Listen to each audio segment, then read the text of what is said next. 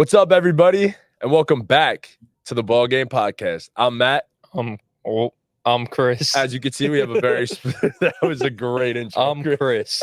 I'm Chris. Well done. As you can see, number one, we do not have Tom today, but we do have a very special guest, the man, the myth, the legend. I've gotten in so many arguments with him in group chats that he calls me to leave, come back, him to leave, him to come back. We are no longer in the same fantasy leagues because it's illegal. It can't work. It will never work between me and him. DeShields, thank you so much for coming on. We are very happy to have you here. Of course, guys. Happy to be here. Yeah, for sure. Today we're going to be ranking our top 10 corners. I'm interested to see what he has to say. We might get some arguments between me and him today. You guys peel back the curtain and catch some of that. Top 10 corners. And, of course, college football season is just 2 days away, which is amazing, by the way. Can't wait for college game day at 9 in the morning Saturday. I will be locked into the television for that. I'm sure a lot of you will as well. So we're going to give our top 5 Heisman candidates for that. It's going to be a lot of fun. And football's here, guys. It's here. We no longer have to wait. We get college football this weekend and then NFL in 2 weeks from now. Oh, my God. It's like time flew. It's like the Super Bowl was literally yesterday. So I'm so excited. I'm sure we all are excited. And who better to talk about football with than DeShields? What a time this will be. So yes, sir. All right. Just real quick, tell the people where they could find you if they want to follow you or anything like that on any platform. Yes, sir. So you guys can follow. I have an Insta for this. I was supposed to see, I'm a fraud. These guys are the real ones. Like, I was supposed to start an old podcast of my own, but I never did, for real. But you'll still see me making some stuff every once in a while. You'll find that at Tony's View _pod, and you'll see that on Insta. You can also follow the main one. I am Anthony D on Insta. That's where you can catch me. You'll see me in comment sections talking about stuff all the time. Like, I really am big with all the sports, football, basketball, soccer, you name it. So, and I'm always open for a nice little debate. So, that's not lying. We've got he's not kidding. We've got some big arguments. Just a heads up to everybody: do not play Dynasty with them. Okay. Not me. I don't play. Yeah, do not do Dynasty fantasy football with them. I thought you were talking about Dynasty in college football because I was gonna say he's a sweat and really good at the game. Oh, so, yeah. Yeah, you don't want to mess with Chris. Okay. I don't even bother joining theirs. But Dynasty football, if you ever want to listen to anybody, we definitely know what the hell we're talking about here. DeShields actually left the league because I broke the league. So Dynasty football is definitely our stuff over here. Chris is going through a rebuild. I went through my rebuild 2 out of 3 years. I'm the champ. So it's how it is, man. It's how it is. But yeah, I just got to say before we get into everything, I will never forget all of the Dynasty for Life conversations, like all the group chat conversations and the multiple times where we'd get in arguments and you're just getting voice memos from him in the group chat of him just screaming. And it was the best thing ever, I swear. These arguments used to go on for hours, y'all. From oh my God, from like midnight to like 2 a.m. and you just see OB send a message screaming, saying, "Shut up! I'm trying to sleep." Or just like I would turn on my phone at certain points and during the day, just go on it, and I see in my messages it says like 957 missed messages, and I'm like, what is happening right now? Click on Dynasty, I'm just like trying to scroll up and I'm like, I'm never gonna catch up to this. It's impossible. So it was crazy. Oh man, just what a great group chat that was. What a great group chat that was. So all right, we're gonna talk about the defensive side of the ball today, because we've done so much offense. We've talked about fantasy football ad nauseum so far. Obviously, you guys are having much of your drafts right about now, if not a little later. Some of you have had them sooner. Wishing all of you the best of luck, unless you're in a fantasy league with me. Then I wish you absolutely none. But yeah, so of course we had to flip the script, talk about the other side of the football. They don't get enough love. They're not involved in fantasy football unless you do IDPs, which I don't really think many people do. So anyways, we're going to give you our top 10 for cornerbacks, and we'll probably end up doing the same thing with safeties, linebackers, and defensive linemen as well. So, all right, DeShields, I wanna let you get it started first. How about we just go 10-6, each of us, and then we'll do 5-1 from there. All So, right. So we're gonna start at the bottom of my list. So this is where things got a little bit tricky. When you're doing these lists, it's like so easy to get from like 1 to like 8 or 9. But then once you get to that little gray area between like 9, 10, and like so on, that's where everything kind of like becomes close. And especially like with football. So I have this new thing wherever I make a list for football for a top 10, I have the was, the is, and the will be. So the was for me was Trayvon Diggs. So Trayvon Diggs, before he tore his ACL last year, was really coming into his own. In the past, you saw a lot of like a boom or bust cornerback play style where he was really just going for interceptions. And he changed a lot this past season in the games that he played. And you saw Deron Bland actually become more of the ball hawk. And that led to a more complete Cowboys defense that we saw those first couple of weeks, with the way their defensive front always applies pressure. When you have one guy that's trying to play the ball and you have another guy that's actually playing the man, but can also play the ball, that was really a recipe for success before the injury.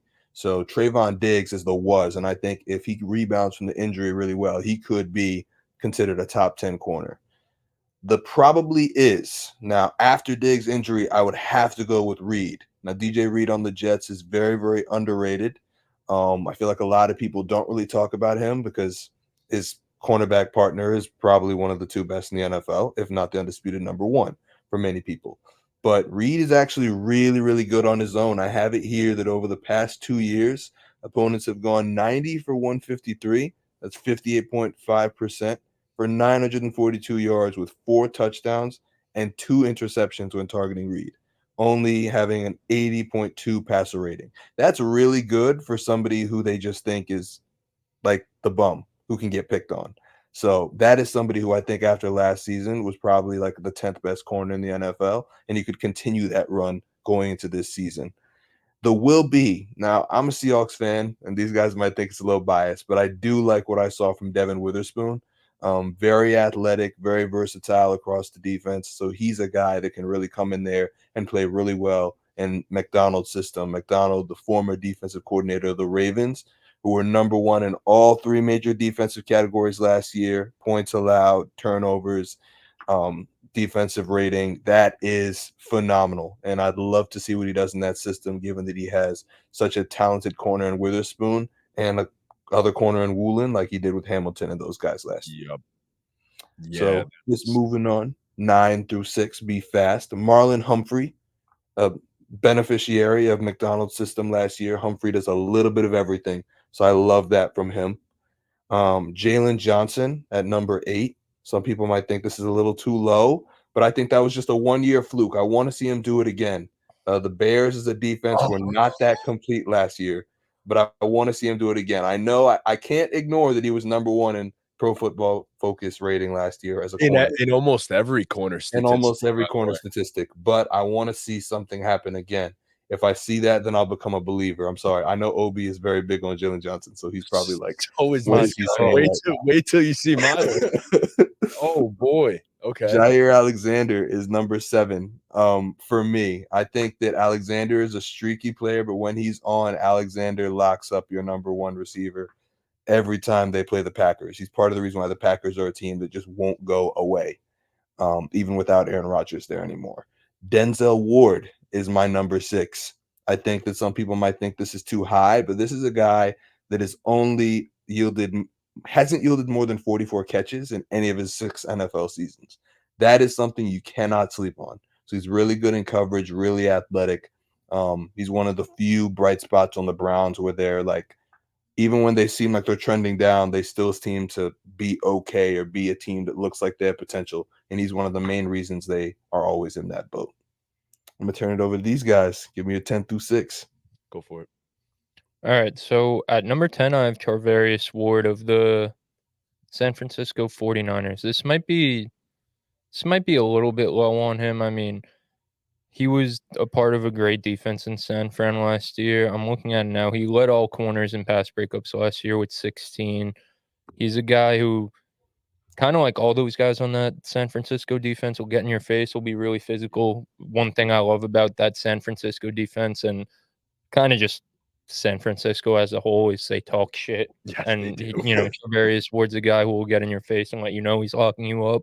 So I always appreciate that out of a cornerback. That's half the battle when you're playing corner, when you have to go up against these top dog wide receivers, is the mental battle. So I always appreciate a guy who can talk some shit. At number 9, I have Denzel Ward. This might be a little bit low on him. I just think some of the guys I have ahead of him just simply had better seasons than him last year. Obviously, you mentioned the consist consistency of Denzel Ward over his career so far. So I can't knock you for having him a little bit higher than me, but he's one of the guys who's one of the true man shutdown corners in the NFL. At number 8, I have Trent McDuffie. This is, like I just mentioned, a guy who I just think had a better season than Denzel Ward last year. The big thing for Trent McDuffie is what he was able to do in the postseason. He led all corners in the postseason in pass breakups with 6. Obviously, he played more games than anyone else, so that'll help his case. But every time the Chiefs needed someone to make a big defensive play throughout the postseason, he stepped up. He made numerous plays in the Super Bowl. Obviously, a few locking down Deebo Samuel, who we regard as one of the better receivers in the league. So I just think the way throughout his first 2 years, honestly, even last year too, just every time a play was needed in big moments, he was kind of there making the play. So I think that's kind of invaluable, and it's kind of deeper than any metric. At number 7, I have AJ Terrell. AJ Terrell was a big part of why the Falcons were top 10 in most categories defensively last year. And I respect AJ Terrell for what he did last year. Obviously, the stats probably aren't the best, but you got to remember they were amongst the league's worst in terms of pass rush last year. So that kind of just makes it harder on a cornerback because you have to guard for longer. So he's another guy kind of cut from that Denzel Ward mold where like he's just a true shutdown number 1 corner. Will lock up your best player in man. And number 6, I have one spot ahead of him. It's Jair Alexander, kind of in that same boat. He grittied on Justin Jefferson. Like, this is a guy who, like I mentioned before, he'll talk his shit, he'll lock you down. I honestly would have him higher, but I think he only played 7 games last year, so it's just kind of hard. But kind of similar to Denzel Ward, he's just been super consistent throughout the beginning of his career. So that's my 10 through 6. Yeah. Unfortunately for me, Denzel Ward and Jair did not make my list. I mean, Jair was when he plays, Packers defense is entirely different. I kind of left him out just because of the fact that he missed a bunch of games last year. But even then, it's tough to fit him in. Because for me personally, I start with this. You mentioned him, you stated all the reasons. Trent McDuffie is my number 10. It was tough for me. This is the only guy that is a slot corner primarily that I have on my list. I valued boundary corners more than anything else, just because those are the guys that usually get to go up with the ones, with the best receivers in the NFL. But Trent McDuffie is so versatile. He could play all over the field. Kind of a Swiss Army knife. Great in run support as well. And I mean, I had to include him. There was no way you couldn't. At number 9, I have Charvarius Ward, one of the most physical corners in the entire NFL. He can get beat for some deep balls on occasion, but he ain't afraid to talk his shit. One of the best tackling corners in the entire NFL. Very physical. One of the lowest missed tackle rates amongst all corners in the entire NFL, and I do value that. Next up, at number 8, you talk about the then, the now, and the future. This guy is the now and the future, and that's Derek Stingley. He's already a baller, already one of the best corners in the NFL. I will say he has nightmares of Amari Cooper, but outside of that, he's an absolute lockdown, shutdown number 1, and we just got to see it again in a preseason game. This man, oh my God, made my Giants look like a JV team, and he was the varsity guy. I think he's going to have a phenomenal season. Part of this is projecting just a little bit for me, so, and I think Derek Stingley could even enter the top 5 this coming season. At number 7, L'Jarius Sneed, a key piece in the KC title run, one of the best corners in the NFL. He made Tyreek Hill his bitch. And yeah, I mean, it's very difficult to make a guy in Tyreek Hill your personal bitch, and that's pretty much what L'Jarius Sneed did.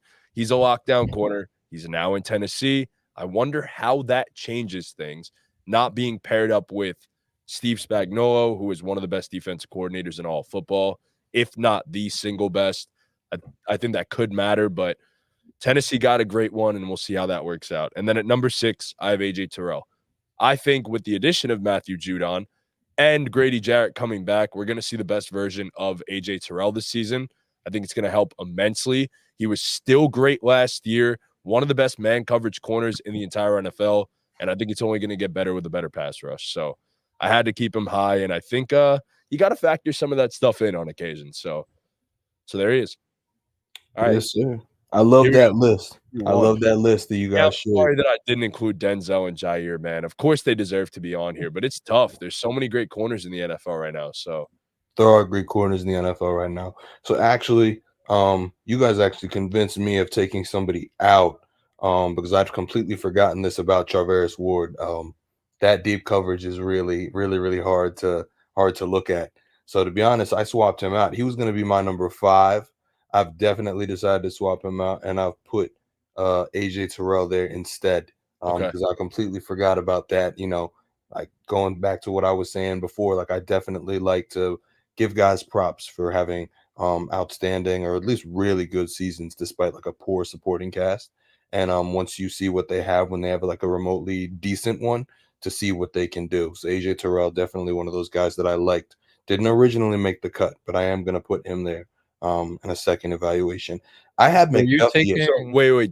Are you taking Charvarius Ward out completely, or are you going to put him at 6 and just slide your number 10 out?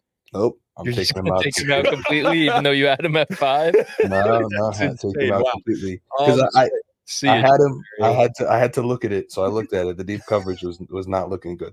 I mean, he could give up some bombs. He gave up 4 touchdowns last year, but he's also guarding the best guy every game. So that's true. That's true. But you're also bound to give those up eventually. So also, I have to take into consideration that he plays really, really well when he's got Hufanga behind him, but when he doesn't, he should be back. We hope. We hope he's back healthy though. But number 4, I have. Let me ask you a quick question. I'm sorry to Shield. Since Ward gets taken out of the list, you didn't have AJ Terrell in at all, so he jumps. I had Terrell in at 3, and I'm moving some people around. I'm taking Ward out. I'm moving somebody down, and then I'm putting Terrell in. So who would be the next one in the top 10 then, since Ward's out? So since Ward's out and Terrell's going in there at 5, I'm moving McDuffie down. So McDuffie for me was there. Okay. Yeah. You see what I'm asking? Or no? Wait, so just all right, before you go to number 4, just run it down for us again, 10 through 5, real quick. Yeah. First, I had like one between Diggs, Reed, and Witherspoon for that 10th spot on any given day. I had Marlon Humphrey at 9. I had Jalen Johnson at 8, and Jair Alexander at 7, and Denzel Ward at 6, and I had Charvarius Ward at 5. So I'm taking him out, and I'm putting Ward's out. I'm putting Terrell there at 5. Okay. And so McDuffie is now my 4. Got it. Yeah. Okay. So McDuffie is now my 4. For me, I cannot dismiss his impact, that he had in KC. He's one of those guys that came in there, makes a really good play. I cannot dismiss what he did to Flowers against the Ravens. Also, that was rough. Yes, they got locked up.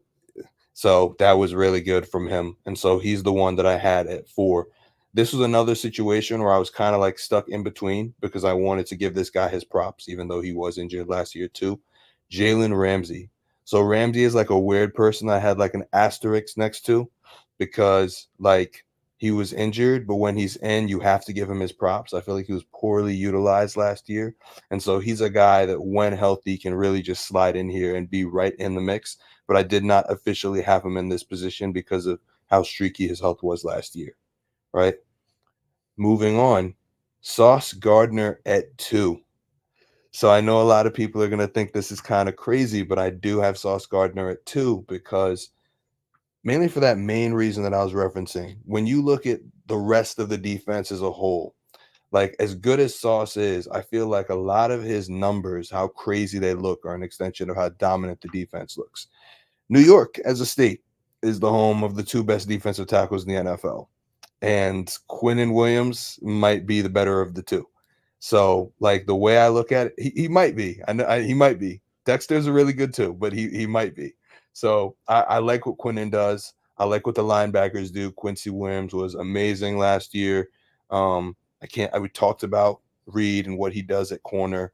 And so like the defense is far too complete that it kind of just makes Sauce's job so easy. And so while I cannot deny his talent, I lean towards PS2 as the number one corner in the NFL. He showed me what he could do 2 years ago, even last year when he had like a somewhat like subpar season by his standards. It was still really good. I feel like he gives you everything you want. He has the athleticism, the size, the skill. He can play the ball. He can play the man. He's the complete corner. Anybody who's learning to be a corner today, PS2 is the guy that they're going to want to emulate. Okay. It's a good list. I don't dislike that at all. The only thing I dislike is Jalen Johnson at 8. Yeah. That's criminal. That's criminal. All right. So these are my top 5 corners in the NFL. Got to get that TikTok hook. At number 5, I have L'Jarius Sneed. Kind of mentioned it with Trent McDuffie. A big reason why I have L'Jarius Sneed where I do is because of how he's kind of stepped his game up in the playoffs. I mean, you mentioned it. He locked down Tyreek Hill. In the Super Bowl, he was giving Brandon Ayuk fits. I mean, this guy took on the assignment of taking the number 1 receiver for this team all year last year, and he was amongst the best in every single statistical category. I mean, he allowed a 51.9 completion percentage when he was targeted and a 55.9 passer rating when targeted last year, which was 5th in the NFL amongst cornerbacks who qualified, who played, I think, like 350 snaps, something like that. So he was pretty great last year. You mentioned it earlier when you talked about him. We'll see if he could keep this up in Tennessee or if he was just a product of Spags' defense. At number 4, I have my dog for life, my favorite player to ever play football, Mr. Jalen Ramsey. He said, what'd he say? He said, you tell me. You tell me. So Jalen Ramsey's my dog for life. You mentioned it earlier, DeShields. He battled injury last year. Obviously, he came into the season hurt. He only played 10 games, but I mean, he was pretty great in those 10 games. You know, he allowed a 53 passer rating when targeted last year. He had a good amount of pass breakups too. He was, like you mentioned, DeShields, he was kind of wrongfully utilized in that Vic Fangio system too. He didn't log a single snap in the slot last year, which I just think it's outrageous for a player like Jalen Ramsey because he's not your typical boundary like I'm gonna follow a guy around corner. Jalen Ramsey's never been that type of guy who followed guys around. He was the system. He moved around and kind of the offense kind of had to play off that and adjust off that, not him adjusting to where certain guys are lined up on offense. You saw it with the Rams. He lined up all over the field. I mean, this is a guy who could get in the box and make plays, and you know, he could cover those bigger tight ends or those bigger slot receivers, but he could also play outside. So I think he was pretty good in limited time last year. I think it's kind of a respect thing for how long he's been great, and I expect him to be utilized completely different this year. So I think he'll be a top 5 corner this year. At number 3, I have Jalen Johnson, and like Matt mentioned, I think you're really low on him, DeShields. I know it was one great year of success, but man, like it was a phenomenal year. I keep bringing up passer rating when these guys were targeted. Jalen Johnson was at a 33.3, which was 12 ratings, I guess you call the unit of this, 12 ratings lower than second place. So, like, I mean, you talk about a true shutdown corner. That's what Jalen Johnson did last year. And it's not like he was going up against scrubs, too. I mean, you got to remember in his division, you go up against a Justin Jefferson, you go against an Amon-Ra St. Brown. Like, so he was going up against some top dogs, and by all the metrics, he was the best corner in the NFL last year. So I'm going to give him that respect and move him up to 3. I love the dude as a prospect too, so maybe it's just a little bit of bias. But like we mentioned with Charvarius Ward and L'Jarius Sneed, this is a guy who's going to get in your face. He's going to talk shit. He's going to be physical at the line. And that's kind of, I mean, that's why also I mentioned Jalen Ramsey. That's kind of what Jalen Ramsey does. And he's the king of talking shit. Like, those are kind of my most valuable traits when I'm looking at a corner. Like, I want you to be physical and I want you to talk shit. Like, honestly, more than any coverage stat, like, you got to talk the talk. You definitely got to walk the walk too. But to be a great corner in the NFL, I think you have to talk the talk. So Jalen Johnson, he checks every box for me as a corner. Hate to interrupt, but did you at all watch Hard Knocks yet? No. He is quite the personality. Yeah, I've seen like some interviews and stuff like that. He's very outgoing and stuff like that. So yeah, he checks every box for me. 2-1. It's kind of splitting hairs here. You went with PS2 at 1 to Shields. I can't argue it at all. I went with Sauce Gardner at 1 and PS2 at 2. The main reason being just box stats wise, like box score wise, Sauce Gardner was just simply better last year. And you mentioned it. It might be because of the system he plays, and obviously the Jets are one of, if not the best defenses as a unit in the NFL right now. So, but PS2, there was some moments there where like what the fuck team is that? I was about to say the Bengals, the Broncos.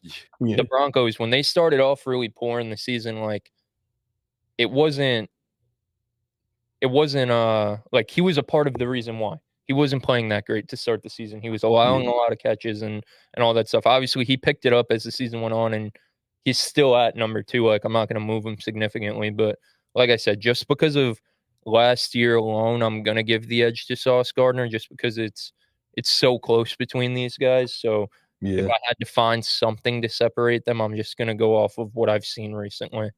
For sure. I think ability-wise, though, like they're very, very similar. So it is a very tough thing to think. I would say maybe just because of like what we've seen, PS2 might be better at playing the ball, but it's like it's really such an insignificant kind of thing. It's really just like a statistics thing. Like PS2 probably just has more picks.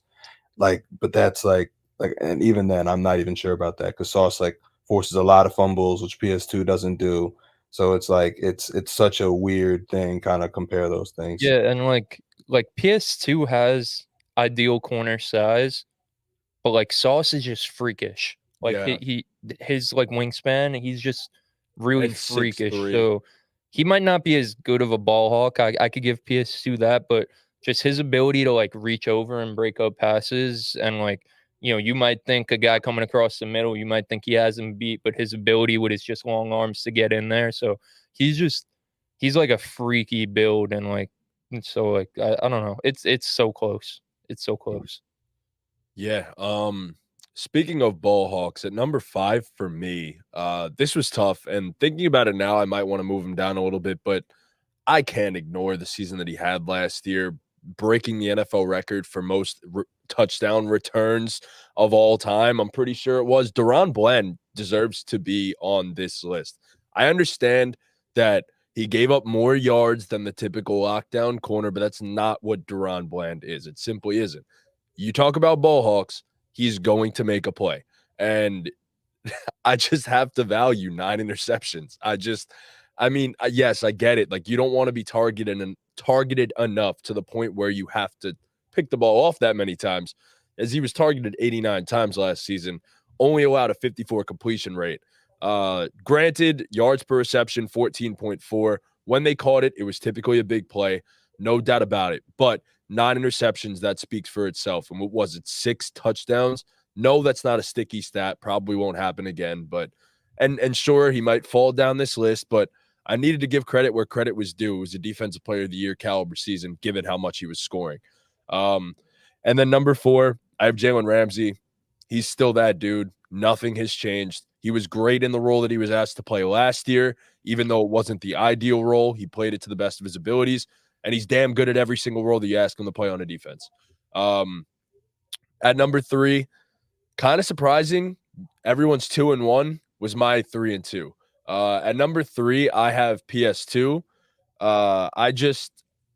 If he was in the same situation as Sauce, I would say we'd probably be talking about him as the no question number 1 corner in the NFL, but he's not. And I have to factor that in. So at number 3, I have Patrick Surtain. At number 2, I have Sauce Gardner, just because he's been so goddamn good. number 1 in PFF coverage grade. And if I'm pretty sure if he's not 1, he's 2 next to Jalen Johnson.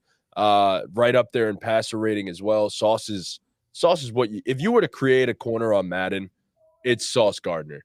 And then at number 1, come on, how are we ignoring the fact that this guy is number 1 in basically every single metric and somehow didn't make the top 100 in the NFL? I don't get it. It doesn't make any sense. But if it means anything to you, Jalen Johnson, you are number 1 on my cornerbacks list. You deserve it. You were phenomenal last season. The Bears defense should hopefully only get better. Montez Sweat now spending a full season there should help. Yes, you got to marry the pass rush and the coverage. And I think Jalen Johnson is going to have a phenomenal season. He's that dude. And Keenan Allen can't catch a pass on him in practice. So that's the thing too. But yeah, Jalen Johnson's that dude. So all right. So who were any like honorable mentions you guys left out? My next few guys up would definitely be, I'd definitely consider the Cowboys duo, Deron Bland and Diggs. You mentioned it to Shields earlier when you talked about him. I was very impressed with the way Diggs was coming along as like a complete corner, and if he played the full year, he'd definitely be in here. For sure. I love the shout out of Devon Witherspoon. I completely agree with you, and I wouldn't be shocked if he's high on this list by the end of the year this season. I think that's really everyone. I didn't have Marlon Humphrey on mine. He didn't play enough games for me last year. DJ Reed was a good shout too that I didn't have on mine, but yeah, those are a few guys. Yeah. Real quick, I'll just throw that out there. I didn't have Denzel or Jair on there. They would obviously be honorable mentions for me. I want to give a quick shout out to a couple Bills corners that don't get any respect in the media, by the way. Christian Benford and Taron Johnson. Taron Johnson quietly was an all-pro last season. He's a slot corner, a guy that you're not going to give too much credit for. And Christian Benford, who I'm pretty sure was a 6th-round pick, has turned into a revelation for the Bills and is why they were so comfortable letting Trey White, after 2 big injuries, just go for basically nothing. So just wanted to give a quick shout-out to guys that don't get talked about. So go ahead, DeShields.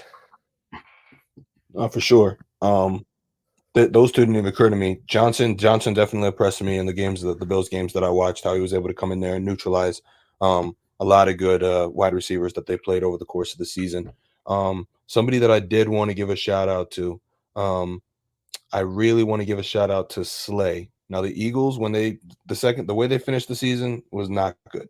The way they started the season was good. And a large part of that is because of Slay. Slay compensates for a lot of the flaws that their defenses possess. They tried to get like basically the Georgia Bulldogs on the Eagles, and that did not work out with their linebackers and defensive line and everything.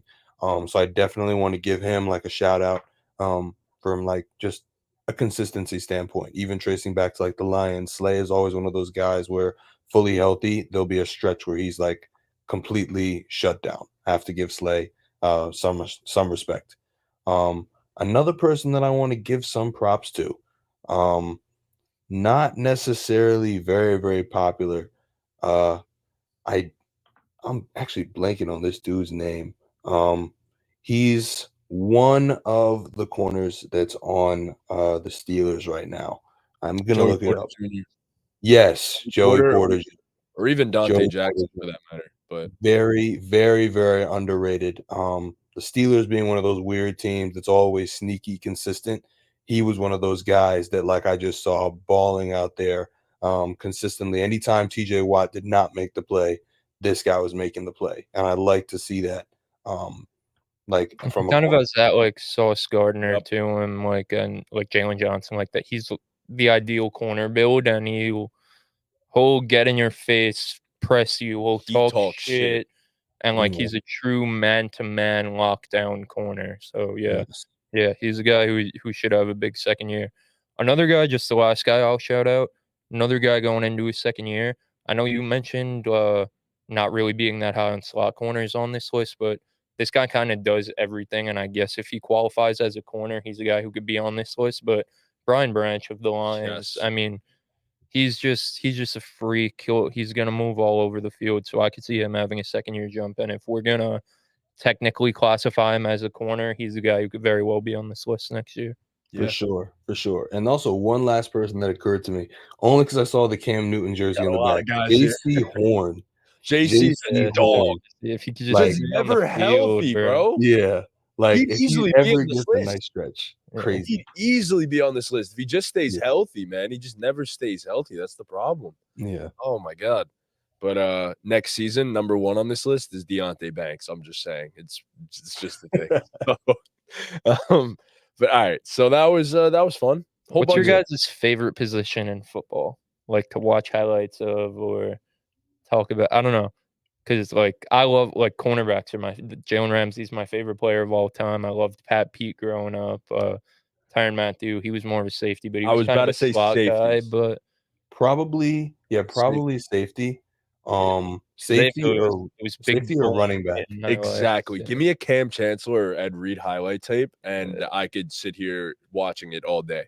So A safety. nice running back highlight tape is also really good too. Like a bell cow running back. Like AP. Like a throwback, not even a throwback Todd Gurley tape is so entertaining. That's a guy that will not go down.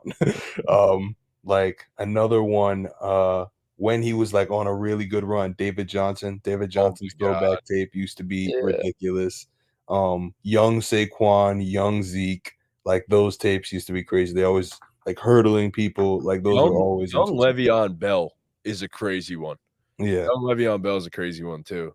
Like he had such a different running style than anybody else, where he'd literally sit behind the offensive line as if he was a quarterback, waiting for a hole to open. It was nuts. Like Lev was different.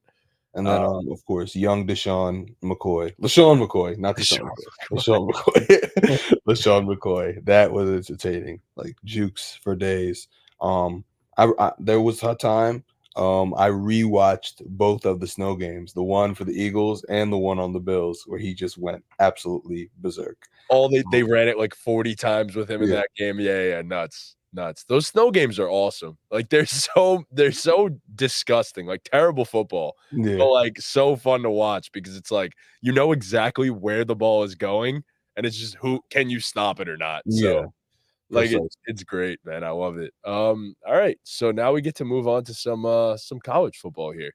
I was gonna say we give our full CFP, but that's just too much. It's 12 teams now, not 4, so it's a little bit much.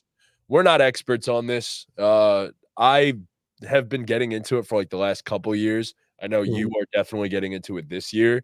DeShields, I don't know if you follow too much college ball. I used to follow college ball a lot more when it was more entertaining to me. I feel like a lot of guys, fuck y'all, you're not good enough. Like the problem is that like it changed so much. A lot like you used to see the best players in college for an extended period of time, all at one college, really prioritizing the program over like the money. And now like the talent is so diversified. And in a way that's cool. That's cool to play and that's cool to watch on TV. But when you're like predicting it or when you're like trying to like really enjoy it as like a fan, it's not that good. Like when you go to the games, it's fun to see a 5-star prospect that normally like they'd all be at Bama and now be at like a smaller college where it's like all spread out. So now like you can have fun at any game you go to regardless of the team. It's really beneficial for us, you know, being in the New York, New Jersey area where like in the past you'd be like, I don't want to go see Rutgers get blown out by Michigan, but Rutgers could lose to Michigan by like 1 touchdown now, maybe 2. Like if they have a really good team, you know, you can take a ride to Penn State and they have a nice game, or Pittsburgh and they have a nice game. The talent is so spread, but now like as of like just casually following it, it's kind of boring to do. I will say though, I feel like the transfer portal has it honestly, you're either very radically on one side about the transfer portal or radically on the other side about it. Whereas if you think it's great, you're going to think it's the best thing ever and it's the best thing for college football. If you hate it, you're going to think it's the worst thing that ever happened and the worst thing that was ever installed in college football. So I personally love the transfer portal. I think it's super fun because it just like granted, the one thing I will say is it does give more power to the top schools. Like if you're a great player at a lower tier school, you're getting poached. Like you're going to a big school. Like they will make sure you transfer and they will give you an NIL deal. Also, like on the flip side of things, like you could have a very highly touted recruit who doesn't get burned and then transfers and goes to a lower end school. We've seen that numerous times. Yeah. Like it helps the lower end schools too. I don't know. I love it. I think it's the best. Cool, and I'm all for the players like having some power and making money, but I don't know. It takes what was so special about college sports kind of out of it because like it's no loyalty anymore on either end. I was about to say, On like, either end. So it's really just never been on one side of things. So it's kind of nice for the players to be able to. Yeah, but I don't know. There was a time where players were loyal to the programs so much more than they were now. And I agree. For Like- sure. Like you take it. Like now we see college football teams and like college basketball teams. We used to see college basketball programs, Yes. Yeah. you know? So it's but Like, like it used to again, be like I'm all collective. for the players like being able to make their money and I think being the able revenue to sharing is the best thing. yeah, that could and have be happened. able to like find a situation that makes them happy and they could get to where they want to get to. So I'm not against it, but I don't know if I'm the biggest fan of it. I'm not really a big fan of the 12-team playoff. I'm very I love it. curious. I'm not a fan how of the that goes. 12-team playoff I just either. think I'm from an outsider, like it just seemed like 8 was the perfect cutoff to make it an 8-team playoff. So I'm curious to see how it goes. Like I don't know if you're gonna see we're not gonna see many upsets like we see in college basketball, I don't think for a while. I still think there's kind of like a balance of power where there's some like top tier schools and usually from a guy who's not that into college football, it seems like there's about 6 to 8 every year, like really like top tier schools. So I'm curious to see those 9 through 12 when they actually get into the playoff, like how they do, if any of them even win a game. Like I was about to say, all it takes is one of those 10 through 12 teams winning that first round game and then keeping the next game close. If they do that, then it's like, holy shit, everyone's going to be like, all right, we have something here. Yeah, and it's Like, going to now we happen at have some something here, point. so. Yeah. Sure, so For I me, think it's be super fun. For me, the thing with college is that when you look at basketball and you look at other college sports, I think the parity has always been present. Like you could have a Hall of Fame renowned college basketball coach like Coach K or Calipari, and they could lose to a coach in a program that's not well regarded. But if you're Alabama in the Saban era, you were not losing to anybody that wasn't Ohio State or Auburn or Florida or anybody that was major. And so I think the only time you see like a change like that in college is when you see a coach change. Like, and the main schools haven't changed their coaches really. Like Georgia is still Kirby Smart. Like Clemson is still like, forget bro's name, but it's still him. But the thing is, with Clemson, they've fallen off the last few years. So that's an interesting storyline now too. Like, does Clemson come back? So, but that's because of the transfer portal. So now you have people that like do not value scholarships as much anymore and don't value just, hey, like a bunch of really good prospects being unified at one program. And now like you'd rather just get paid more money and get a bigger profile someplace else.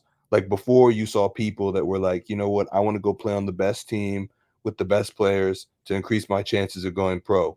And now like there's a lot less loyalty and like passion in it because it's like, you know what, I don't have to go pro. If I become a really big college player, I don't even need to worry about the NFL. The NFL will be there when I'm ready to go to it. They don't really care about that. That's why a lot of the Heisman guys that I have on my list, they're actually like not even from a major program. There's probably only 2 players on my list that are from a major program. A lot of them are kind of like randoms. Like not randoms, but like, you know what I mean? Like just those diamond in the rough kind of players that are on a program that's less known. You didn't highlight most of the big time guys. Okay. So you wanted to give some other guys a little bit of notoriety. Yeah. So, okay. I will say that's fair. I will say one thing real quick. I understand why everyone is against the whole, well, not against, but has their like problems with the whole NIL or like these players getting paid. And yes, maybe sometimes it makes them look at it like more of a business aspect, more of a business venture where it's like, I don't care about the loyalty to this school. I'm going to get my bag. I'm going to get this over with. And like wherever I go, the NFL will come calling if I'm great. I will say injuries are a real thing in college football, and I've always found it to be a problem that the amount of money, and I know for a lot of the big time guys, they were getting paid under the table anyway, but a lot of the money that these college football programs make, and for none of it to be going to some of your best players, I always found was one of the most criminal. Like, I get it. They have a scholarship. They go to school for free. I understand that. But they're generating millions and in some cases billions of dollars in revenue for programs, and they get none of it. And I just found that putting their life on the line, body on the line, all that stuff. So in the snap of a finger, it could be all gone. So I think this NIL thing, and yes, I understand the transfer portal, but get your bag because you never know what tomorrow brings, you know? So like, I always think it's smart for these guys to just go get their money now. And look, if you don't end up going to the NFL, at least you secured your family for life. For sure. So I find that to be a great thing in my personal opinion. Yeah, Go ahead. Combining the NIL and the transfer portal, I think, is what puts it over the top. I'm all for these players should have been getting compensated. Anytime somebody mentions something of that sort, I always think back to Zion at Duke. Like that could have really been the injury, the ankle injury, busting out of his shoe. It could have ended his career. And Zion was making Duke so much money. So I always think about that, and I do think that like guys should be compensated. But I think the transfer portal kind of just like put it over the top. It's not like, oh, I went somewhere and I'm not being compensated from what I do. It's like, oh, you know what? I'm gonna go here and get paid more money. Oh, you know what? My star is pretty big. The school wants me. I'm gonna go there and I'm gonna get paid more money. And I felt like that is too much because even in the real life professional leagues, even they don't switch teams that frequently. It's different if you have a 1-year contract. It's free agency every year. Yeah, it's free agency every year, and that kind of mess. I don't like that. Okay. That's what I don't like. Yeah, that's fair. I will say it's cool from a like obviously you mentioned I'm gonna try and get into college football more than I have in the past just because of the game, obviously. But I think from like a fan and like a viewer's perspective, it's all these changes are cool because the players are making money and we're in an era with TikTok and we're also all playing the game with these players. So like the players are gonna be superstars and like we've seen like college athlete superstars before on the football side of things, like a Joe Burrow his senior year or a Cam Newton or a Johnny Manziel. But I think now like we're gonna see these guys become more and more like mainstream superstars. Yes. So I think it's pretty cool, and that could start this year with whoever wins the Heisman. Yeah, We're gonna be giving our top 5 Heisman candidates for this year. So the Shields, you're the guest. Kick this one off to go in reverse order, 5-1. So number 5, the player that I have is like I feel like one of the more predictable ones. Um, I think the easiest position to win a Heisman at is definitely the quarterback position. So I feel like this is a safe bet given the program that he plays for and who he has at his disposal. Number 5 for me on my list is Will Howard. Will Howard, the quarterback at Ohio State. Ohio State obviously has like a loaded team. Like they just got the Ole Miss running back Judkins, who a lot of people know about from playing, NCAA football. You're definitely excited to see if he's as crazy as the game makes him out to be because the spin move is ridiculous. Yeah. They also have a really good wide receiver core as well.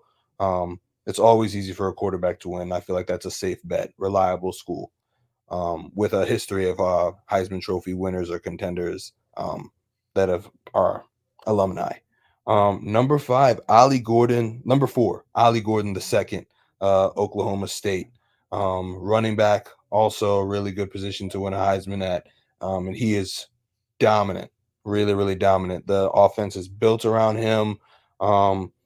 He exploded last year, 20 touchdowns. Like that is sick. So I really want to see what he does going into next year. Number 3, Milroe at Alabama, a dual threat quarterback, really talented. If he can get his passing numbers up a little bit more, that's something that's going to be very monstrous. They have a new coach, Kalen DeBoer, who used to be at Washington. He unlocked Penix. Granted, they had a ridiculous wide receiver core of their own.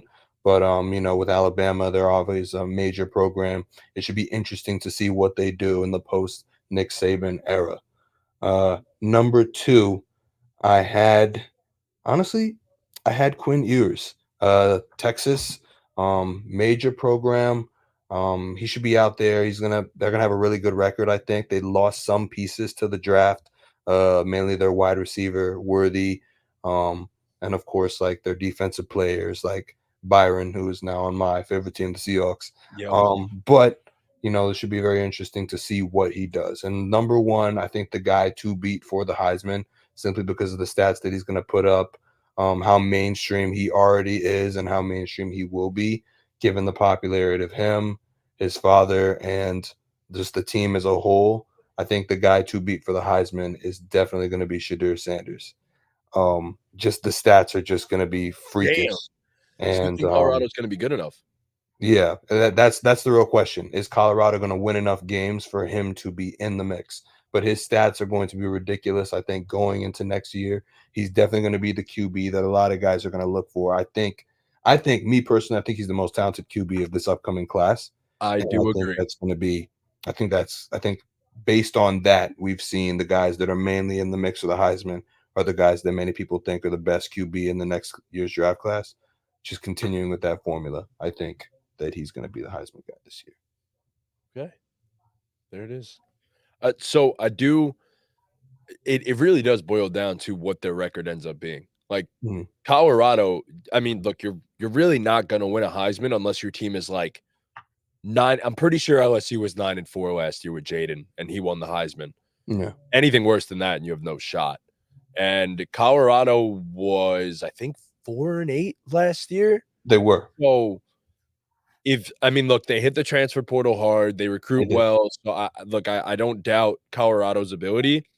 9-4 is tough. 9-4 is going to be real tough to switch it around that completely in one season is it's going to be tough. But yeah, Shadur is an insane talent. Like there's no doubt about it. I think he goes a little underrated because people don't like he and his dad talking as much as they do, but he's one of the most accurate quarterbacks I've seen in college football. Yeah, In a very long time. Like people don't realize just how good he really is. So really talented. I think the only thing that could work against them, I think, is just like the record.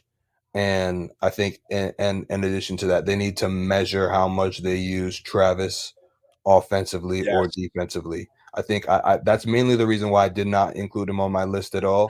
I don't like that nature of his dual threat play. It's one thing to have a defensive player who catches punts or a wide receiver or an offensive weapon who like does multiple things within the offense or multiple things within the defense. It's another thing for somebody to be so key a player on both ends. He's going to guard your number one wide receiver, and then he's also going to be your number one wide receiver. And that I don't think is a recipe for success. That's a recipe for potential injury down the line or just a major drop off in one way, which would tank his Heisman cases. I think he's a really good corner. I think he should be a corner full time, and I think he should kind of abandon the offense thing completely. Just my personal opinion. The stuff he's done at corner is Or at ridiculous. least occasionally. Like Yeah. in like the fourth quarter, you go play some receiver if Yeah. necessary. Like I agree with you completely. It happened last year. He got injured. He dealt with some Yeah. injuries, missed a few games. I think there were games where he played like 150 plus snaps, bro. Yeah. That You is can't not do it. sustainable. It's not. So yeah, I agree with you. Travis Hunter could be up here, but it's just it's terrifying for someone to play Yeah. that many snaps. All right, Chris. All right. I don't know shit about college ball. I'm just gonna preface this with that. So I'm just going off vibes. At number 5, I have Ted McMillan from Arizona. This is my dog, and it's pretty simple. I think this is a guy. Obviously, you mentioned it. The award normally goes to quarterbacks. So if you're not a quarterback, you really got to have one of those seasons. And I think this is a guy who could literally push 2,000 yards and 20 touchdowns. He's that good. It's very simple. He's basically unguardable, being 6'5" at the wide receiver position, moving the way he does. I think he's kind of underrated as a route runner just because he's such a big deep ball threat and red zone threat because of his size, but he can move a little bit and he can route people up. So I think Arizona's in for a pretty calm year. I don't know if they could sneak into the playoff potentially. I think they're starting the season as a 16th ranked team. No, Yeah, they're like 20. 21. Yeah. 21, but returning a lot of guys. yeah, I mean, this is a guy, though, who I believe he could be far and away the best receiver in college football this year, and he could potentially put up the stats to at least be a finalist for the award. Will he win it? I don't know. The rest of my guys are quarterbacks. So at number 5, I have Jackson Dart from Ole Miss. Pretty simple. The Ole Miss offense is just electric. They'll spread you out. They're going to throw the ball a million gajillion times. So Lane Kiffin, baby. yeah, I mean, the opportunity for Jackson Dart just to put up unreal stats is there. So I think he has to be in this conversation. At number 3, you mentioned him, the Shield Dive, Will Howard. Just another guy who the situation should allow him to put up ridiculous stats. He is arguably the best wide receiver duo in the nation with Jeremiah Smith and Ibuka, right? Yes, Ibuka, yeah. Ibuka, yeah. Yeah. But Jeremiah Smith should come in and be a difference maker on day one. You mentioned the running back duo they have. So that offense could be amongst one of the best in the nation. So I think he has to be mentioned. At number 2, I have Dylan Gabriel. We were talking about it before the show. Dude put up numbers at Oklahoma last year and inherits a system in Oregon with a bunch of guys returning that he should be able to put up even better numbers than last year. I mean, the hype's real for Dylan Gabriel in Oregon this year. And then number 1, I have Jalen Milroe. To win this award, you got to be the cream of the crop. You got to separate yourself from everyone else. And I think Jalen Milroe's dual threat ability can allow him to kind of separate himself from the pack to put up some like video game-esque numbers in that Alabama system, who I wouldn't say they're in a rebuild, but with the, Nick Saban retiring, they're kind of in a retooling. It's not the Alabama of years past. No. They're a great roster, but it's not the Alabama of years past. So I think, if this team is really good and is a top, 3 to 4 team in the country come the end of the season, probably the biggest reason for that will be the play of Jalen Milroe. So I think he should be the favorite going into the season. Yeah, I completely agree. And I think another aspect of this is you got to, in some fashion, for the most part, be a dual threat. You have to be. It's just what the Heisman entails. If you can run the ball and you can throw the ball, you're going to have a legitimate shot if you're at a good program to win the Heisman. So, just took that into account with my rankings here. So at number 5, I had Quinn Ewers. You just mentioned it before. The only problem is both of their running backs are currently injured. Their top 2 out for the season. But I do think that plays into his case just a little bit more because they're going to have to throw the football more. Yeah. They already threw the football a bunch. They're going to have to throw the football even more. They lost Worthy. They lost A.D. Mitchell, as you mentioned. Both big-time college receivers. That hurts a little bit. But Ewers is a dog, and I expect him to be a dog again. Only problem that hurts his case, one of the guys, pocket passer.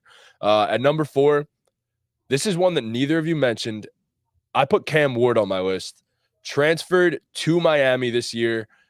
And if he brings Miami football back, you better believe a guy like Cam Ward, who is a dual threat quarterback, is going to be involved in Heisman Trophy talks. And I think that's huge. I think Miami has long been one of the most storied football programs. And look, they've been irrelevant for the last few years. Let's call it like it is. And if this year is Cam Ward's year, puts up numbers similar to what he did at Washington State in the air raid offense, we could be talking about a guy that's going to be in the top 3 for Heisman candidacy. Okay, so at number 3, these are the obvious ones. I have Carson Beck, Georgia quarterback. Quite simply, if they go 13-0, 14-0, they win the SEC championship, how are you going to hold the guy? How are you going to hold the guy out of the Heisman Trophy candidacy? He's a guy that's mostly a pocket passer, which is why I have him at 3 and not number 2 or 1.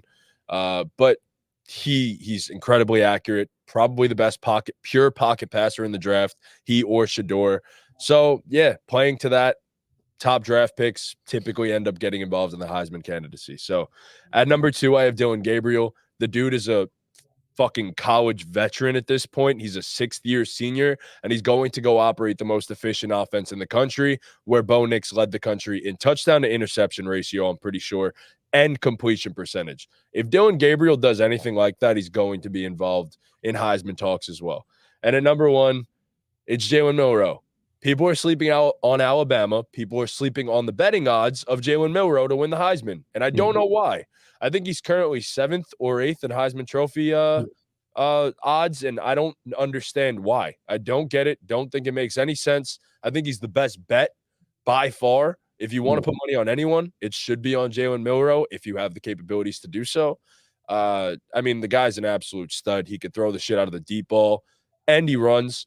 If he could just hit the easy passes more often than not at this point, we're going to be talking about a guy who's going to throw for over 3,000 and maybe eclipse 700 rushing yards in a college football season, which is really tough because – and this is a weird thing in college, by the way. Why do sacks count for rushing yards? I think that's the most ridiculous thing ever, by the way. Makes zero sense. But, yeah, Milroe's an absolute stud. Throws one of the prettiest deep balls in all of college football. And he's as fast as Lamar Jackson, to be honest with you. So, makes for a great combination to win a Heisman. So it does. I will say the honorable mentions would be Ollie Gordon. I think McMillan, also another one. But we've seen what receivers' numbers need to be. Yeah. If you're going to win a Heisman. Devontae Smith had to put up like 1850 in a college season, which is just, by the way, ridiculous. Yeah, ridiculous. To win the Heisman.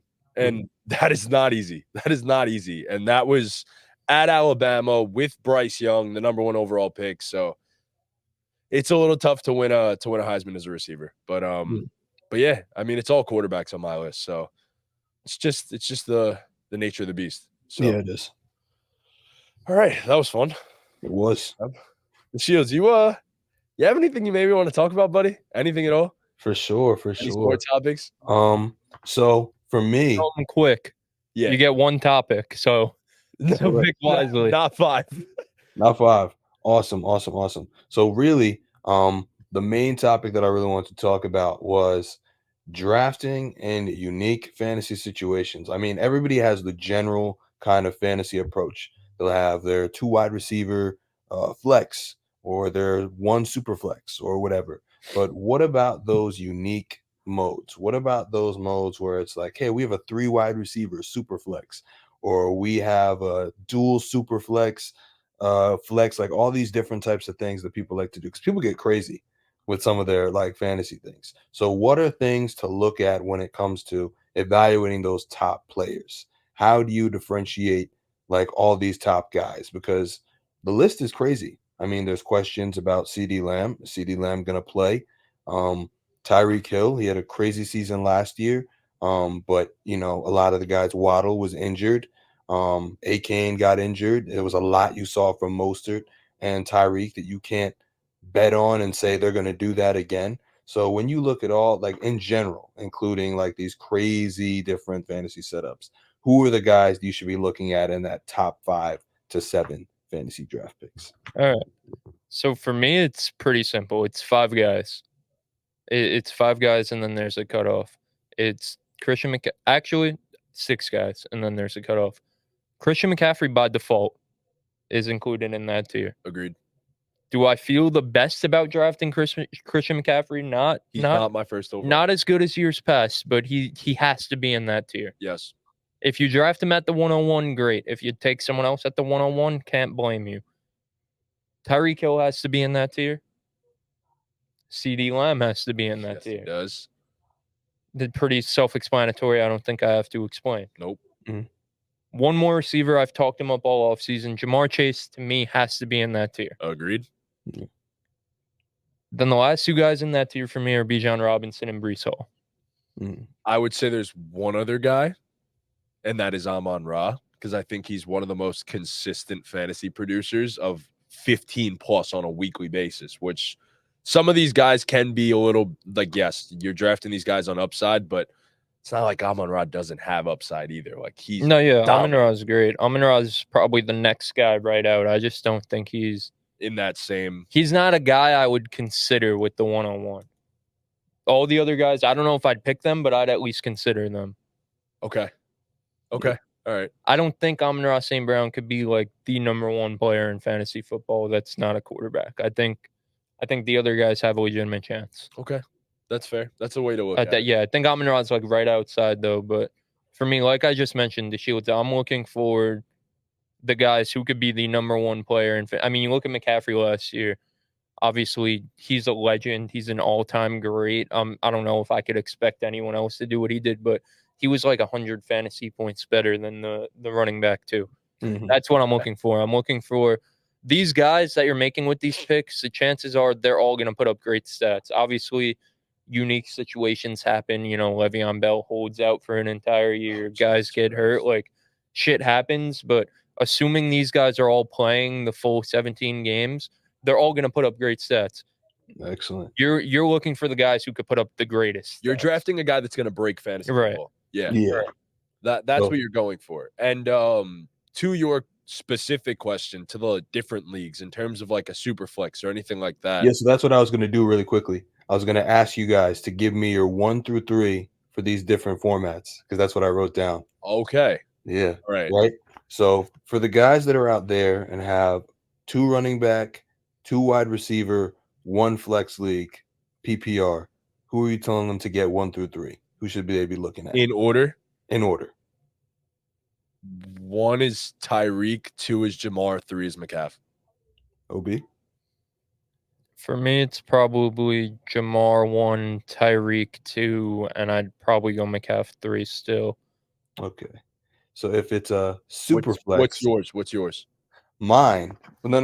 So mine would probably be CD, Tyreek, CMC. Okay.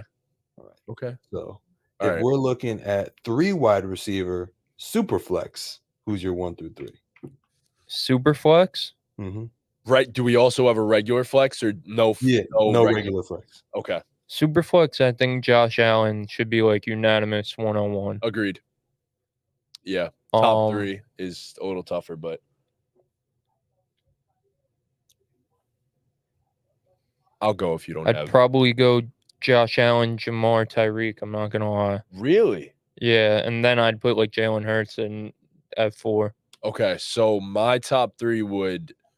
I did the whole statting out thing, so like I kind of have a better idea on how I'm ranking my quarterbacks now. I'd have Josh Allen 1, Patrick Mahomes 2, and Jalen Hurts 3. Okay. So I'm a little bit different. I would go Lamar, Allen, and then Tyreek. Okay. Fair enough. Yeah, I get that. That's fair. Lamar was great last year. The thing with Lamar was it wasn't that many like boom weeks. He wasn't booming like that. So Lamar's a guy though who has like game breaking type upside though. Like if he gives you a few more big plays, scores a few more rushing touchdowns, whatever the case may be, he could easily be the quarterback. And if you have Mark Andrews healthy, it's a little bit of a different game too. So yeah, so I'm not opposed to having Lamar at the number 1 spot. I'm not against it. Right. 2 wide receiver, 2 flex. The same as the first one. Yeah, same as the first. Same as the first? Okay. The first one. And then the last one, traditional 3 wide receiver, no flex. Same as the first one, I think, still too. Maybe I'd bump McCaff out and put CD there. Exactly what I would do. Alrighty. Either CD or Amon-Ra as my 3 there. Right. So and then the standard, no flex. Standard league, 2 wide receiver, tight end, no flex. Same as the first one. Same as the first one? No, if it's standard and not PPR, I'd probably move. Honestly, call me crazy. I'd move Breece Hall to my 1-on-1. I'm not gonna lie. I think Breece Hall is gonna lead the league in rushing yards, so I think that's gonna be super valuable in a standard league that guys aren't getting points for reception. No PPR, yeah, I didn't factor that I'd probably go I'd go Breece, Bijan, Jamar. I would in standard.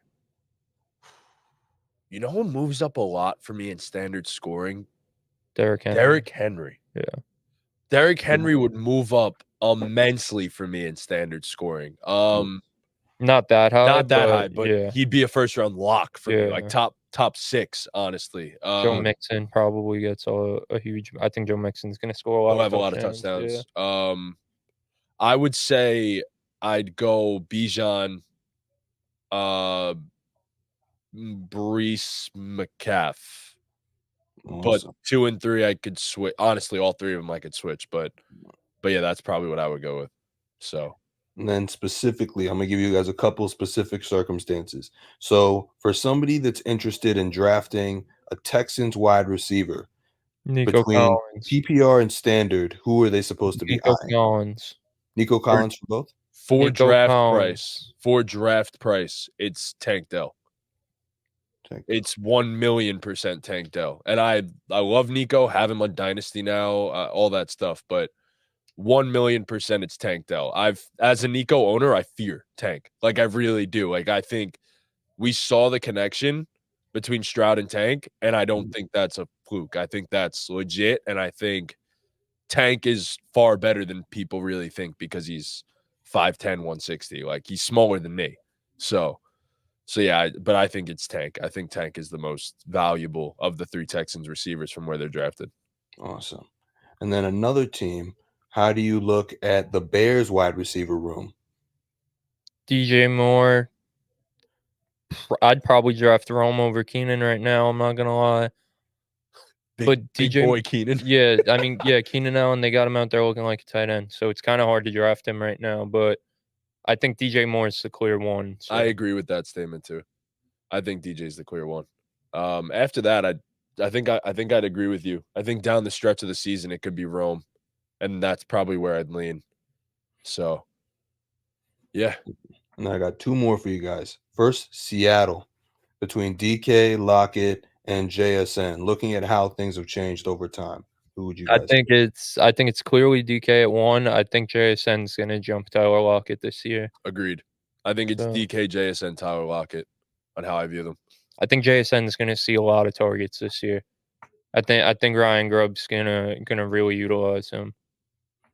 Love it. And then there's the Niners. So the Niners is going to be 2 scenarios. And the scenario in which Ayuk comes back, and so they're running with Debo, Ayuk, and Purcell. Who are you guys favoring? Okay. Take into consideration Ayuk might leave, because if he doesn't get traded, he will probably leave. This is the last year of his contract. Nah, if he's staying, he's getting extended. I'm fine with either of them, Debo or Ayuk. Ideally, I'd want them to be my wide receiver too, but they're I think they're pretty similar in ADP. I think Debo's a little bit higher. Debo's later. He's later. Debo's like a round later. Yeah, they're pretty similar in ADP. Ideally, I'd be drafting one of them to be my wide receiver too, but they're not guys that I'm going out of my way to get, but I have no problem with either of them being on my team. Yeah, I would take Debo in the late 3rd before I'd take Ayuk in the mid to late 2nd. So that's where I'd view that. If Ayuk is not even on my board. If Ayuk isn't there, it's everyone to the moon. It's Debo. Yes. Debo moves up, Kittle moves up, McCaff probably gets a slight boost too, honestly, if that was even possible. But vacated targets, everyone running back for whatever reason. So McCaff would go up, and I mean Kittle enters top 5 in tight ends. Yeah. Like there's a clear top 6, I think right now. I think Kittle would then become a clear. All 7 of these guys can be tight end 1 with no Ayuk. That's where I stand with that. And it's funny you actually asked those questions because my cousin just texted me that he has a double flex and super flex draft later today, I think. So so that's one of those, and that's what our dynasty league is now. So double flex, super I noticed that a lot of fantasy leagues nowadays, people are getting a lot more creative. They're drifting further away from just traditional PPR 1 flex leagues, and they're trying to add more spice to it. And so for those types of formats, it'd be interesting to get you guys' point of view on who they should be eyeing in those different things, if the strategy should change or if it shouldn't change. I think the strategy changes immensely. Yeah, super strategy changes. You gotta, make sure you guys listening, you always pay attention to the scoring settings, the roster settings, all that stuff, because the rankings and stuff like that are very different based on scoring settings and such. So. Yeah, I mean, in a super flex, you most definitely want to walk out the first 2 rounds with probably a quarterback, Unless, for example, like you don't get one of those top guys, then just take the best position players available at that point, and then you hope to get 2 vets later in the draft at quarterback, and you can just plug them in. So, I think Superflex, you really do want to walk out with one of those like top 5-ish guys, though. You really do want to get one of those 5. So awesome. And then 2 fun questions just off the top of your head: who is your rookie to watch? Marvin then give Harrison me- Jr. Oh, come on, bro. That's such a easy. No. That's, I mean, like outside of the obvious Marvin Yes. Harrison Jr., who That's is your why rookie I'm to watch? disappointed in Chris for saying Marv, even though I knew that was coming. Outside of Marv, who is your rookie to watch In fantasy or in fantasy? okay. I'll throw. I mean, he's not really that much of a deep sleeper, but he's a sleeper. I don't think he's getting drafted in redraft leagues, so I'll go with Jalen Wright. We were talking about it before the show, me and Matt. I just think the dude came in and he checks every box of a running back in a Mike McDaniel, Kyle Shanahan offense, and he's obviously third on the depth chart as things stand right now. But Raheem Mostert and Devon Achane are guys who are seemingly injury prone, especially Raheem Mostert going into this late in his career. He's had 2 pretty healthy seasons lately, so he's kind of like, I don't want to be that guy, but he's kind of due to get injured. So if either of those guys miss time, I think Jalen Wright's a guy who his stock goes significantly up, and he's a league winner. So that's a rookie to watch for in fantasy. I mean, I think this is an obvious one, but for me, I've been singing the praises of this guy all off season. It's Lad McConkey. I really do think if Lad is healthy, if Herbert's healthy, this dude is going to get like 115, 120 targets. And in the 7th round, 8th round, it doesn't really get much better than that. So I think Lad is one of the biggest guys to watch. I'll give you another one late in drafts, Jalen Polk. Who else is there? He or Javon Baker. I think one of them two could really emerge. And granted, it's not a heavy passing attack, but there should be enough for one of those two to be at least decently fantasy relevant for your last or second to last pick. Jalen Polk's my most exposed guy on Underdog right now. Really? Yep. Yeah, Jalen Polk's I a have a baller. lot of Jalen Polk. So. And Jalen McMillan. Say, for example, one of those two guys. The Washington receivers, all 3 of them, really good players. So those guys are people to watch out for too. All right. Good You stuff. trivia? I do have trivia. All right, so we're just going to do some trivia real quick. Since we're on the topic of college football, that's what we were talking about before. We obviously ranked our Heisman candidates. We're talking about Heismans now. So I'm going to ask you guys to name the last 15 Heisman Trophy winners and where they were drafted. What the hell? What? Where they were drafted is crazy, bro. I told you I don't know college ball, bro. Oh my I'm god. gonna see. I might have it. 15, bro. Last Wait, 15 Heisman. Are we combined? Is it combined or is it individual? Do you guys want to go against each other or try to clear the board? Let's try and clear the board and give us 3 strikes. Okay. Got you. Give All us right, 3 cool. strikes total. All right. I think you guys could do this. Wait, we really have to give you where they were drafted to? Draft position. That's crazy. Draft position, Yes, not sir. the team. Like where? Like You guys could get the teams of these guys easy. where they went in the draft? Yes. Oh my god, bro. You're That's sick. crazy for this. This is the hardest Yes. trivia we've ever done. No, Harder than it's not. anything I've ever done. All No, right. it is not. You're All gonna right. you're gonna clear this surprisingly easily. I The guarantee. top 15. The last 15, Let's start dating over. back to 2009. All right, let's go in reverse order. Let's get Jaden Daniels out of the way. Yeah, Jenny Yes. Daniels. Pick number 2. Yes. Okay. The year all I got. before. Who won the year before? No, it's not, Chris. I'm trying You to know 2022. do. Yeah, y'all do know. When was Devonta? Well, that counts. I'm gonna take that answer. Devontae Smith won the Heisman in 2020. Do you know what draft pick he was? Devonta was. Let me see, because he was like one. I have this etched into my heart because the Giants wanted him so desperately. You guys. I have no idea. Was he 7? No, he was not. Shit. I'll give you one more shot. Even if you guys could just name the last 15 Heismans, it really don't matter. I think we should just name the last Yeah. 15 Heisman. The draft position is hard, killer. bro. The last 15 What Heisman. should we do? Draft team, the team that he was drafted to, because I think you guys could get all of these. So, All right. So you want to do the player last 15, the team they were drafted to? yeah, just the team they were drafted. All right. So Jaden Daniels to Washington. Yes. Devontae Smith to Philly. Yep. Okay. Devontae Smith was 2020, the COVID season. Joe Burrow to the Bengals. Yep. Joe Burrow was 2019. Lamar Jackson to the Ravens. Caleb Williams was before Jaden Daniels. Caleb Williams was indeed the season before Jaden Daniels, 2022. So you guys have 2023, 2022, 2020, and 2019 so far. So you guys have taken off 4 guys. And you said Lamar Jackson, Yeah. 2016 Heisman Trophy winner. Yes. Yeah. Oh, we got. You guys get 2021. I think this is pretty simple as well. Trevor Lawrence. No.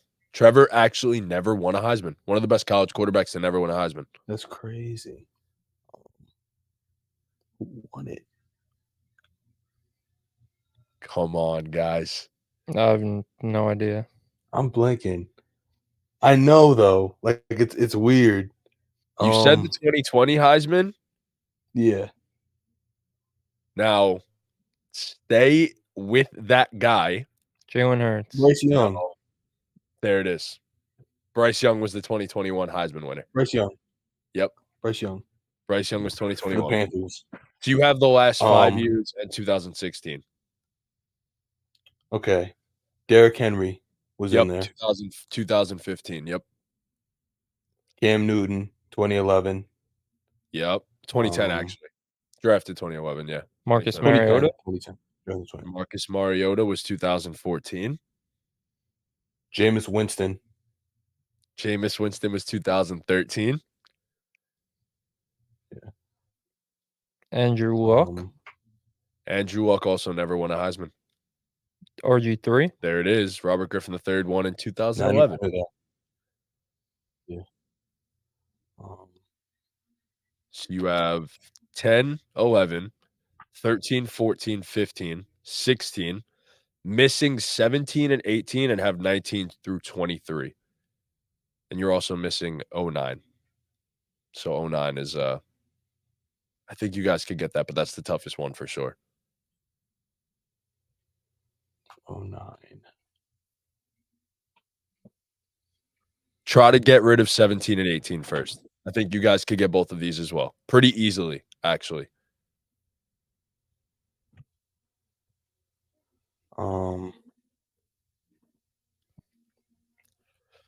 There's a trend with a lot of these Heisman winners.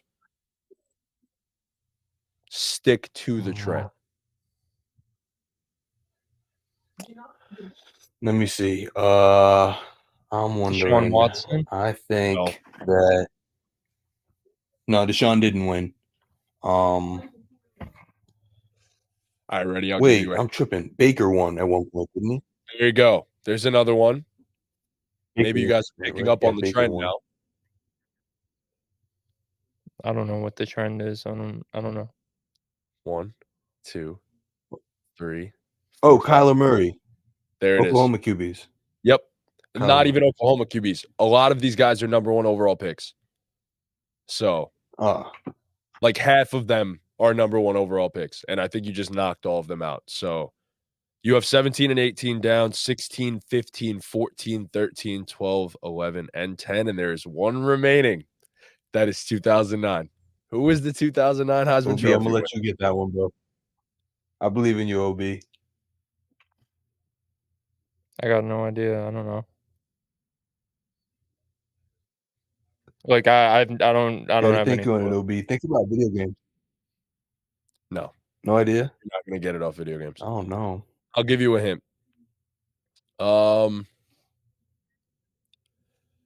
Not a quarterback.